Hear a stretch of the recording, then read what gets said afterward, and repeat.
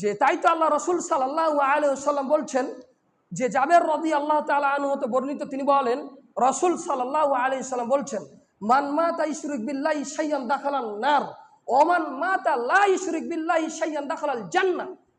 জাবের রাদিয়াল্লাহু তাআলা হাদিসটি বর্ণিত করেন, তিনি বলেন রসুল সাল্লাল্লাহু আলাইহি ওয়াসাল্লাম বলছেন যে ব্যক্তি শিরিক করা ছাড়াই মারা যাবে, যে ব্যক্তি শিরিক করে মারা যাবে, মান মাতা ইশরিক বিল্লাহি শাইয়ান দাখালান নার, যে ব্যক্তি শিরিক অবস্থায় শিরিক করে মারা যাবে সে জাহান্নামে যাবে। নাউজুবিল্লাহ, সেই কথা যাবে, জাহান্নামে যাবে। ওমান মাতা লা ইশরিক বিল্লাহি শাইয়ান দাখালাল জান্নাহ, যে ব্যক্তি শিরিক করা ছাড়াই মৃত্যুবরণ করবে, শিরিক করেনি, সে যদি মৃত্যুবরণ করে দাখালাল জান্নাহ, সে জান্নাতে যাবে।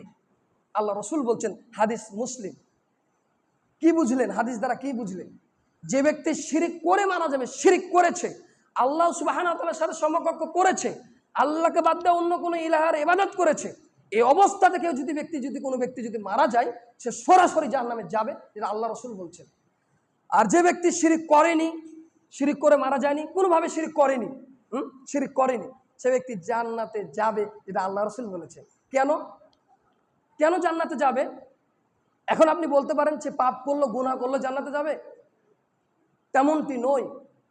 যে বলছি কোনো ব্যক্তি যদি শিরিক না করে মারা যায়, শিরিক করেনি, তার মানে সে লা ইলাহা ইল্লাল্লাহ ওয়া আন্না মুহাম্মাদুর রাসূলুল্লাহকে বিশ্বাস করেছে, লা ইলাহাকে বিশ্বাস করেছে। লা ইলাহা মানে আল্লাহ তুমি ছাড়া কোনো মাবুদ নেই, তুমি একমাত্র হাক্কুল ইবাদা, তুমি একমাত্র ইবাদত পাওয়ার যোগ্য মাবুদ একমাত্র তিনি ছাড়া কেউ নেই, এটা আপনি সাক্ষ্য দিয়ে দিয়েছেন। তার মানে এটা আপনার ভেতরে আছে, আপনার এই বুকের ভেতরে আছে, তাওহীদের ভিতরে আছে, আপনি এটা অস্বীকার করেননি।